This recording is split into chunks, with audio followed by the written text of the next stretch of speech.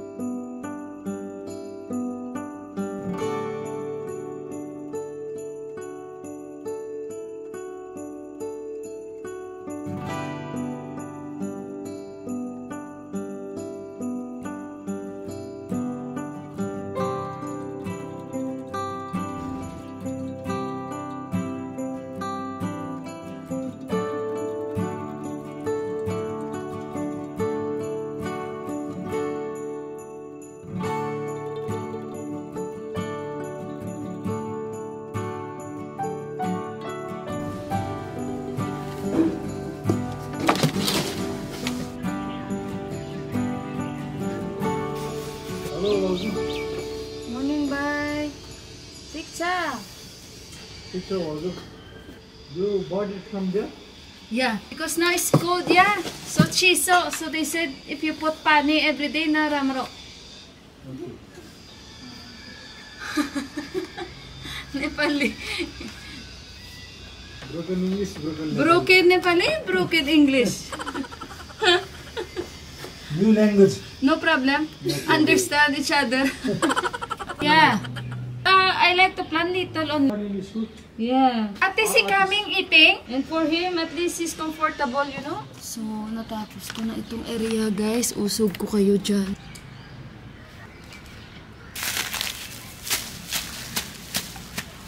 Diba? Ang dami na natin nakuha.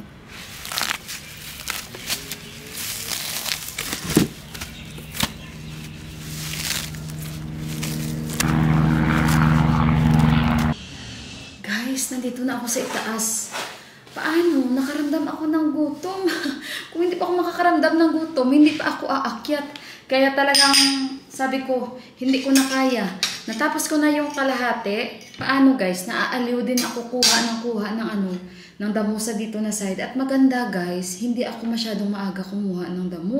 Kasi nung last, nilamig lang naman ako dahil maaga po akong kumuha ng damo. Maganda yung mga ganito, 10 o'clock. Kasi may araw na at hindi siya malamig. So doon na banda, mabilis lang naman dahil yung mga damo niya hindi kagaya dito na talagang tag-iisa-isa na medyo malalim talaga. So at least okay na yan. Tignan nyo, ito yung sinabawang kong isda. Ay naku, ayan, ipapakita ko talaga sa inyo. Ayan. Kasi maghihigop-higop tayo. Thank you Lord at ako ay magmumukbang sa inyo. Tingnan nyo guys. Nilagyan ko siya ng madalian na okra kasi naubos ko na yung okra kagabi. O ayan, kain tayo guys. Harap. One of my favorite is okra. Paborito ko talaga. Thank you Lord.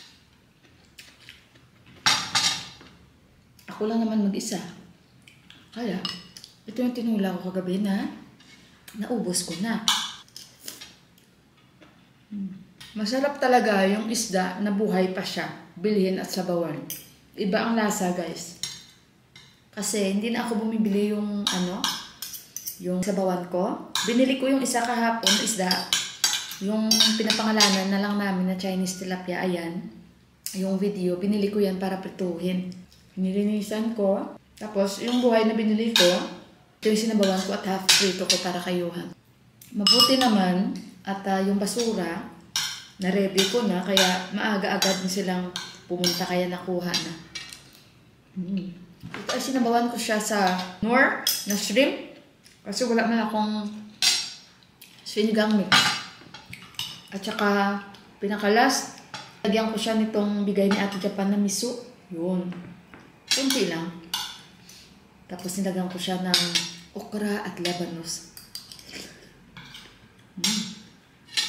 Pinakuluan ko siya ng bonggang pakulo. Kasi yun ang turo ng tatay ko sa akin. So, separate ko lang to mga dahon, guys. Yung mga damo-damo na to. Nakakaaliw magkuha ng mga damo, past time. Tsaka maganda na siya pag nasimulan mo. Past time lang ba? Wala man ako gagawin. Mahirap kasi paglalo itong lumaki na lumaki.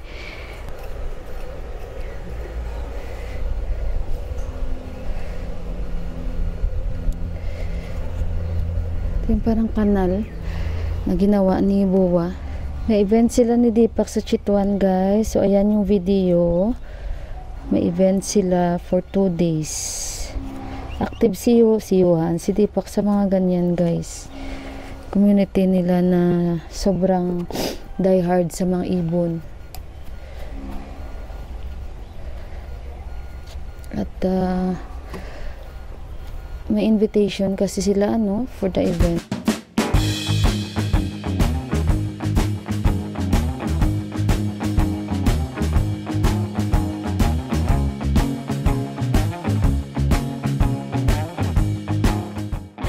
Bukas balik sila kasi sa gabi may work na yan siya. At least nakuha ko na dito banda. Ito na naman tayo sa kanila ni Bay na area. Yan, okay na yan. Tanggalin ko lang mamaya ulit. Importante na pang ko na sila. Na pangkuha. Yan, okay na. Dito na naman ako, guys. Upo muna dito na ako tapos na doon Itong line, tapusin ko. Nood muna ako kay Ivana. Ano siya, guys? Lesbian, pero bait niya. Kamusta naman ang pagbabiyahe? Ay, asan yung ni Ivana? Lalaki siya. Hindi pala siya lalaki. Pero ang bait niya. Hindi naman po. Kasi puso katulad mo. Kasi, syempre, hindi naman lahat ng rider na sasabihin na, okay na po yun, abonuhan ko. Hindi ko din po expected na kulang. Pero hindi ka nag-expect ng anything. Hindi naman po.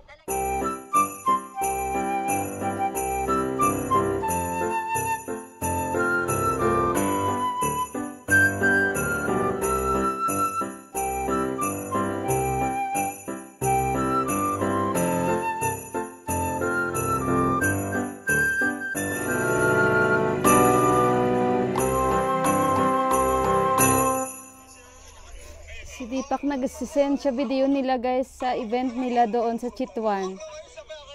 May mga ID sila. Mga t-shirt sila.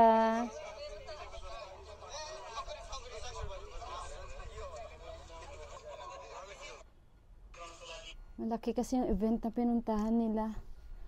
Malapit na tayo doon. Basta matapos nating area, dito na naman tayo. Ayan. Guys, labas muna tayo. Tinapos ko lang yung half. Bukas na yung kalahati. Kasi 2 o'clock na. And gagawa ako ng puto. Ayan, guys. At punta tayo doon sa akyat tayo banda sa taas. Akyat tayo banda sa itaas. Mag-shortcut ako dito. Ayan, kasi I will make puto. Bili ako ng, kasi yung cheese ko konti lang pala. Sana may cheese sila. Diba? Tsaka doon na rin ako bibili ng gatas. Tapos mamaya pagpababa sa kabila tayo daan. Yan. So at least nakapaglakad-lakad tayo. At may time pa para makagawa ako ng puto. Para pagdating ng bata mamaya may kakainin.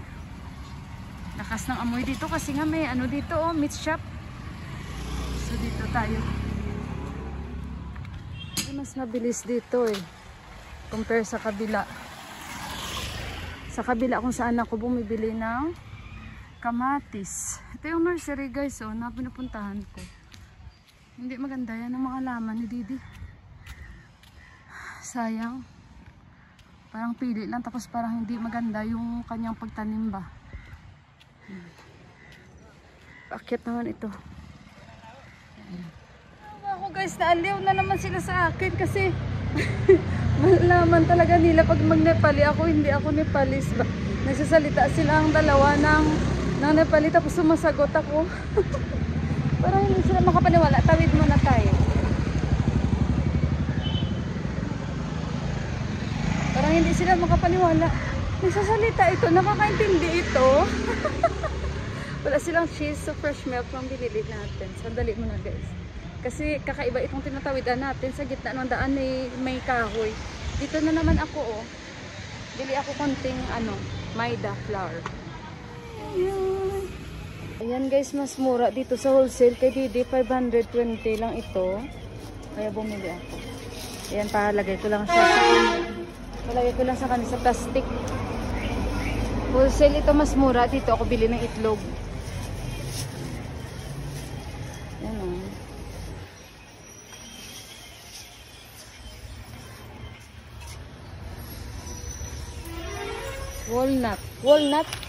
Walnut.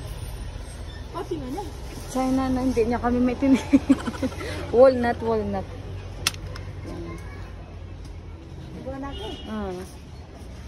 Ano kaya ito? Ito ibang juice. Dami nilang beans. Ayun guys, wala doon cheese. Maglalakad ako konting lakad para maka-refresh tayo. Tingnan itong bahay patapos na. Yung pinapakita ko sa inyo. Ayan. Tapos na talaga yan. So, ito yung daanan natin. Ayan, maarawan tayo kasi pag sa bahay lang tayo, parang parang nakakapanghina ng katawan. Kaya ayun, pagkatapos natin magdamong gawa naman ako ng puto para naman sa bata. So walang cheese kasi masarap talaga may cheese, 'di ba? Meron ako doon pero 2 slice lang. 'Di ba? Lakad-lakad tayo. Wala si Inday Nining today. Hindi ko siya maaya kasi alis sila ng asawa niya, may pupuntahan sila guys. So message ko siya mamaya pag nakagawa tayo na maraming puto. Bigyan na naman natin siya. Ayan, lakad-lakad muna tayo. Actually dito na area guys, papunta dito sa kanila ni Inday Nining. Hala, may mga higad pa dito. Oh Diyos ko, hindi gumbalayibo ko, nakakita ako sa daan ng higad. A few moments later. Wow, mahangin. After natin maglakad-lakad kung saan-saan. So nakabili na ako ng cheese. Ay, hindi ko na natapos kanina yung pagsalita ako dahil mobile lang yung dala ko. Wow, ang windy, ang lamig. Parang ice. Hindi pa naman ako nakabonet. So sandali muna. Ang lamig. Dapat ko nang kuhanin ito kasi kahapon ko pa tong nilabhan. Dahil medyo madilim na kaming nakauwi kagabi ni Inday Nining. And nalamigan ito. So kaya medyo basa lahat. Sinampay ko kaninang maaga pa. And by the way yun, balik tayo sa sinasabi ko sa inyo.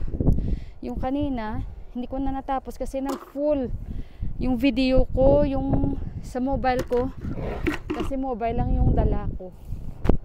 So, ayun, habang inantay ko yung puto, tamang-tama lang pagdating ng anak ko na may pang snacks na siya. Kasi during winter, 5 o'clock. At madami-dami itong puto na naman ulit na ginawa ko. Hindi nyo ako makita. So kukuhanin ko lang ito kasi magko-quarter to 4 na. Mahirap na malate tayo kasi mamaya parang basa na naman itong nilabhan ko. Instead na dry na siya. So at least marami tayo today na gawa. And ipapato ko yung isda na binili ko kahapon dahil piprituhin ko para sa dinner namin ni Johan. Fish lang muna. So at least habang tumatakbo yung time ng puto, busin natin to. Kasi mawili tayo mamaya. After nito guys, mag-i-edit pa ako. Grabe. Kaya pag wala talagang naka-reserve na vlog, yan, mahirap maghabol ng content. Kasi mas maganda pa rin yung may reserve kaysa sa walang reserve. Wala akong may naipon nowadays na content. And by the way, sila Kanchi, baka hindi sila maka-attend ng Christmas party kasi uwi sila guys sa village. At hindi ako makakasama kasi alanganin guys. Tsaka pudya nila. Hindi naman pwede sa Pasko magpupudya ako doon, di ba? Parang ang sad naman ng Pasko ko. Tsaka hindi ako sanay basta pag Pasko talaga para sa akin. Nagse-celebrate talaga ako. Kasi iba yung pakiramdam. Sila kasi may padasal sila sa bahay nila, bagong bahay nila. So ayun guys, tapusin ko muna ito. At tamang-tama pagbaba ko nito, magawa ako ng cheese, and for second batch na naman, di matapos na natin to agad. Si Inday Neneng naglaba din eh. Ay, and at least natanggal ko na yung half na mga damo doon. Tamang-tama bukas sa bayabas na side. Hindi na ganun ka ano. Actually, hindi naman siya grabe na damo. Kayang-kaya. Kasi hindi naman ganun kalapad ang area. So, ibaba ko muna to guys ha. So, ito na yung aking first batch na puto. Ayan guys. So, gumawa na naman tayo ulit. And happy ako dahil pagdating ni Johan, meron na siyang kakainin. Hi! So, hindi nyo ko nakikita. Putol yung ulo ko kasi mababa yung aking camera. So, tapos na yung aking mga puto. So, thank you so much sa inyong pag-antay para lang mapanood muli yung vlog ni Inday Mila. Pagpasensyahan nyo, medyo busy tayo for this past few days. Babawi ako. Ayun guys, basta salamat sa laging nandyan kayo para lang abangan yung aking bagong uploads. Again guys, sa mga bago kong followers, maraming salamat po.